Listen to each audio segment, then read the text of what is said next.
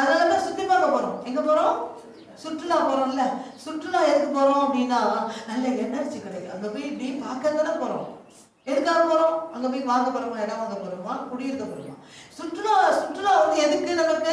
அங்க இருக்கிற தண்ணி, அங்க இருக்கிற மரங்கள், அங்க இருக்கிற செடிகள், அங்க இருக்கிற அந்த இடத்தினுடைய தன்மைகள், அந்த மலை பகுதி இல்ல பாறை, அந்த பகுதிகளை பார்த்த உடனே என்ன வருது? நமக்கு ஒரு மகிழ்ச்சி வருது இல்லையா? வருதா இல்லையா? இல்ல கடற்கரை போய் கடலை பார்த்தோம்னா மகிழ்ச்சி வருதா இல்லையா? அப்ப இங்க என்ன சொல்லி இருக்கிறாரு?